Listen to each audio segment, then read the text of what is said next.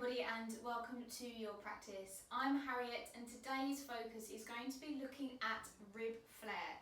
Now I probably have lost count the amount of times I was given the correction as a dancer and even as a yogi about my rib flare. If you don't know what rib flare is, it's protruding the rib cage forward or misaligning the rib cage over the pelvis. It has taken me ages as a dancer and as a yogi to kind of get to grips with this area and to really figure out the motion and movement within this area to allow me to control my rib flare. And I'll be honest, even now I still do the occasional rib flare. But through practicing yoga, it's really helped me to tune into this little area of my body, notice when I am rib flaring and how I can bring more awareness and more control to this area. So typically, what is rib flare and how is it caused? Well, rib flare typically is the misalignment of the rib cage over the pelvis, whether that's usually protruding or sending the rib cage forward. Usually it can occur in a couple of poses. So for me, I used to find that if I was standing at the bar or generally just standing in my yoga practice, I may find that I tended to overarch my lower back, which then helped to protrude my rib cage forward. So there was having to find awareness of what I was doing with my pelvis. But I also used to get told heaps about my rib flare when I would reach my arms up and overhead. Now typically it can occur with the core is not engaged, so we're not drawing or engaging the obliques, but also rib flare can happen when we start to take the arms overhead if there's tightness within the shoulders. So the minute you're in a ballet class, if you start to find that you send the arms up to fifth position and you notice that the rib cage starts to pop, there could be some tightness within the shoulder that you need to open and address in order to find more relaxation of the rib cage. So here is just a mini sequence, a mini practice that I tend to do and poses which really help me to find more awareness of what I am doing with this area. So when you're ready, just grab a yoga mat. You may need a yoga block and a yoga strap. If you don't have these things to hand, don't stress. A sturdy book makes for a good block. A dressing gown cord, a resistance band or a scarf can make for a great yoga belt. So if you need to pause the video to go and grab those things, do so and I shall see you back in a minute. Otherwise, if you have your items ready to go, pop them towards the top edge of your mat and then make your way down onto your back. So as you lay down onto your back, bring the soles of the feet down to the floor and the feet are roughly about hip width apart. To begin with, bring the hands directly onto your rib cage. And you should have a natural curve of the lower spine. So notice if the pelvis is posteriorly rotating and there's no gap between the lower back and your yoga mat. So just allow there to be a neutral spine, a slight curve in the lower back, and the hands to just to place gently on the rib cage. Allow the eyes to close. And just take a moment to feel this area using the hands.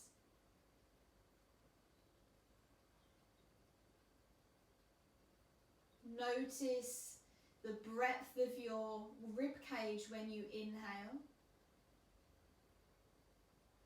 And as you exhale, there's this slight contraction as the hands move towards one another.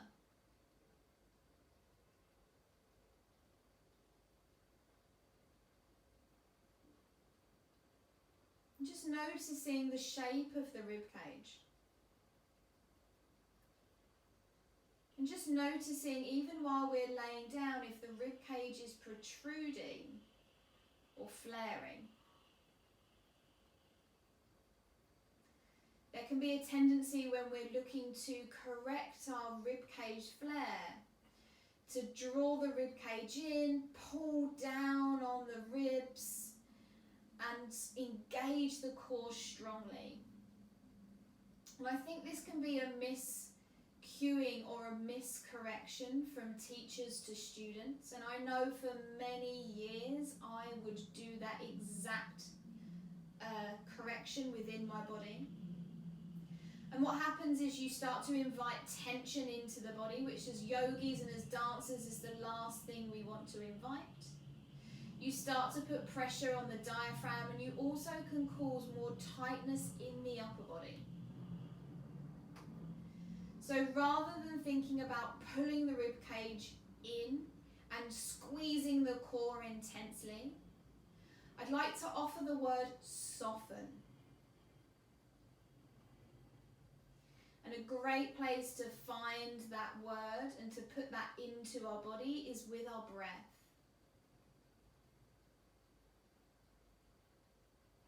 So as you exhale, just reminding the rib cage, the diaphragm, the muscles to soften. Not tense and restrict, but just soften.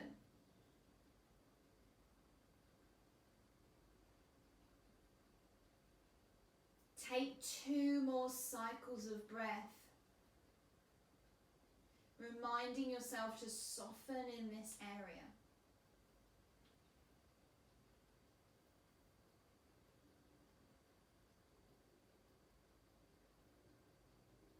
And then changing the use of the hand. So taking the thumb onto the lower ribs and taking the index fingers onto the hip point. So you're almost creating a letter L and a reverse letter L with both hands. The index fingers come to the front of the hip points and the thumb comes to the lower ribs. And just very simply, just starting to engage the core. Imagine that you're going to knit this space together. So you may feel that the lower back now starts to move in towards the floor. And you start to feel that the anterior abs start to engage. And the rib cage may even move down. Inhale, create space between these 2 points. And then as you exhale, again, without forcing or gripping, just start to shorten this area between the hip points and the ribs. Just feeling a slight engagement through the abs. So I'm probably engaging my abs at about 20%. It's not gripping, not forcing, not pulling down. Just as you start to shorten the space between these areas, and as the pelvis moves back, you start to feel the core engage. Take 1 more. So notice if you tend to extend or expand the rib cage here. And then start to net those 2 spaces, the lower ribs, the hip points, feeling the core engage. Very, very subtle movement.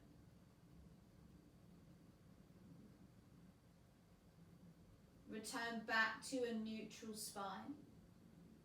And then just easily roll over to the right hand side. Transition up into a tabletop position. So as you're in tabletop position, again, just finding a neutral spine. So that's not completely straightening the spine, it's finding that slight curve in the lower back. But noticing in tabletop whether there's a tendency to arch the lower back and feeling that the rib cage is flaring. So this used to be a really great place for me to engage my abs slightly and notice whether I'm flaring my rib cage. So we're going to start to move the upper body and really focusing on the shoulders, keeping the pelvis as still as possible, and start to get some more mobility in the shoulder area, because I mentioned before, as we start to lift the arms overhead, if there's tightness in the shoulders, this can be another area that helps us to exaggerate that rib flare even more. So this may feel strange to begin with, But as you inhale, allow the rib cage or the heart to move towards the floor, and feel that the shoulder blades move together across the back. As you exhale, use the hands to press down into the floor, rounding the spine, and the shoulder blades are now moving away from one another. Let's repeat that again. Inhale, the chest moves forward, the shoulder blades squeeze together, and the head and neck is just an easy continuation of the spine. As you exhale, use the hands, press into the floor, feel the scapula move away and the upper back round. Continue to do this with your inhales and exhales. And just noticing whether the pelvis wants to get involved. Can we keep the pelvis as still as possible? Yes, there will be some slight movement, but the focus is creating mobility in the upper back, protracting and retracting the shoulders. So we just start to create some more freedom in the upper back, in the shoulders. As dancers, we can be particularly tight in this area. And if we have a tendency to have a rib flare, finding greater mobility in this area can help to combat that.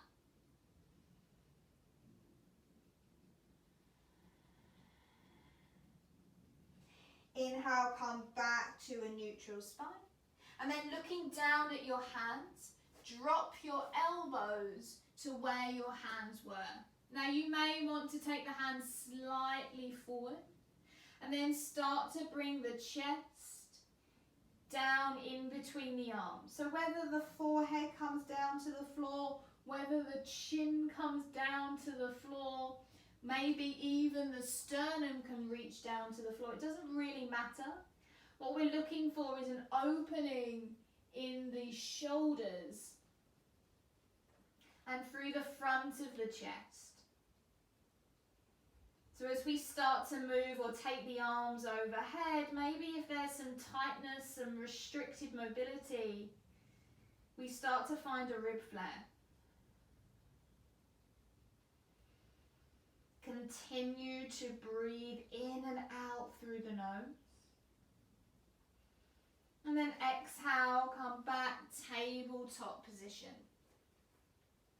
So you're welcome to take that posture exactly how we've just done it. Or if you'd like to add a bit more intensity, you can add a brick to your practice. So taking the block or the brick onto the long edge, doing the same thing but bringing the backs of the arms onto the block. Bring the palms in towards heart center, and then you may need to wriggle just to find your stride, and then start to lower the chest in between the arms. And you'll find that this just creates a bit more space, a bit more intensity within the upper body, within the chest.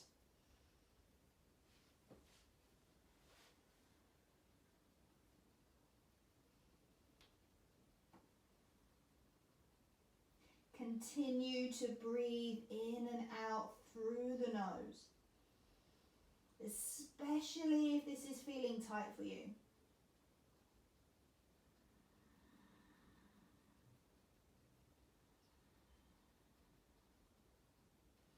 And as you exhale, make your way out.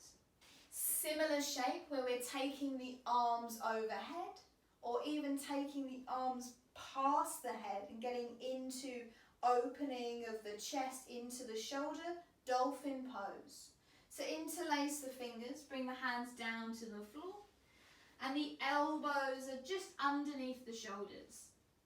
Tuck your toes, finding downward facing dog. And then just slightly shorten your down dog by walking the feet closer towards the hands. Use the forearms to press down into the floor. And then start to move your chest back towards your thighs. So building stability and flexibility at the same time. Stay for one more cycle of breath. Keep moving the chest towards the thighs, pressing the forearms down. And then as you exhale, bring the knees down to the floor, release the arms and sit back towards your heels. So we've done a little bit to warm up the shoulders. We're going to do a bit more, especially if, like me, you used to get the correction of the rib flare of the arms reaching overhead. So this is where you may need your strap. So if you have a strap to hand or your substitute strap to hand, take the strap into both hands, and then just to bring a bit more strength into our practice, so we're always balancing flexibility and strength. Take the hands into fists, and then as though you were trying to pull the strap apart, and you should start to feel that the shoulders engage. Plug the arm bones back. We're just going to take really simple, moving the arms up and down. So inhale to bring the arms up to shoulder height. Keep pulling the strap apart. Exhale to bring the strap down. And just noticing, even if bringing the arms up to shoulder level, there's a tendency to want to pop the rib cage. Can we find a softening of the front ribs down?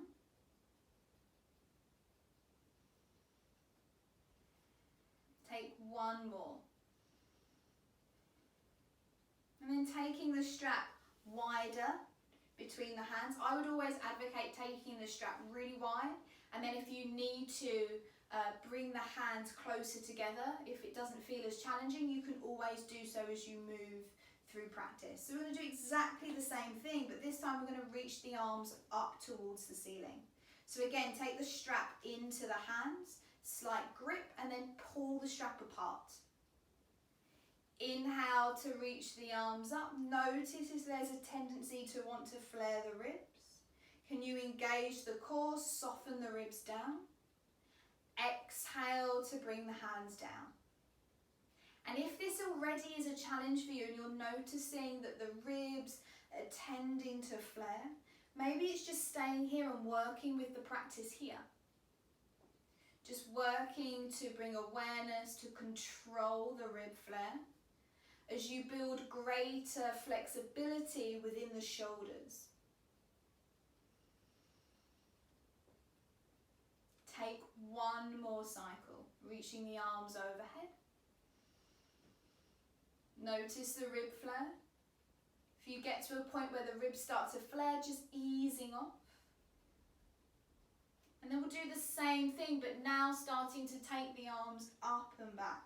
So yes, there will be slight rib flare as the arms reach overhead. That's absolutely fine. We're more looking to create mobility in the shoulder. So once we've created that flexibility, when we now start to integrate reaching the arms overhead, hopefully we can control this rib flare. So again, just taking the strap into the hands. Again, pull the strap away from the hands or from one another so that you're creating strength, and we're working the pulling action. And then on an inhale, reach the arms up and over towards the back of your room. Inhale, reach the arms up. Inhale, reach up.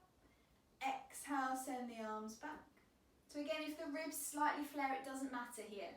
Anything, trying to keep the arms straight and just working to find more range of motion, more flexibility within the shoulders, especially when we start to take them overhead. So if you're finding that this is not so much of a challenge, you can always walk the hands slightly closer, or if you need to, take the hands slightly wider. So usually I would take about 10 rounds with the strap. Again, you'll start to find that mobility, that opening of the shoulder area. And then just for a moment, bring the hands into first. And then start to reach the arms overhead, getting to a point just before if you start to feel that the rib cage is starting to flare. When you do, if you reach a point and you feel the rib cage is starting to flare, can you slightly engage the abs by drawing them back towards the belly button? And can you start to soften in this area? So rather than pulling down and contracting, can you soften and release? So there's a difference between the two. Exhale to bring the hands down to the floor. And we'll just conclude this mini class with an easy twist side to side. So taking the right hand behind the back. Exhale, twisting round towards the right side of your room. Easy on the head and neck, so don't crank the chin round, just an easy gaze towards the right side of your room. Exhale, release the twist, and then take the rotation round towards the left side of your room.